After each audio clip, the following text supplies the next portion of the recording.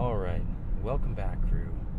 So this BMW SUV stands out for its driving modes. When you switch to driving modes, it's a whole experience. A lot of different things change in the vehicle. Most notable is how the ambient lighting changes with the driving mode change. I really enjoyed that. This goes from a very quiet, comfortable SUV to a very fast and ferocious SUV just by changing the driving mode. The seats, like most luxury BMWs, the seats are very comfortable and easy to adjust to fit your body. The sound system is excellent, and it also has ambient lighting in the speakers. When you activate the sound system, you have this ambient lighting in the speakers, which is really neat.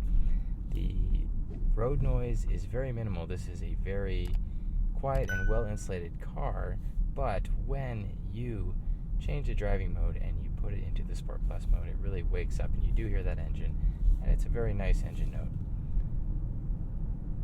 The ride quality is very good. It's very smooth, and even in the Sport Plus mode, a little bit of body roll, a little bit more than I would like, but this is an SUV, and so that is completely excusable.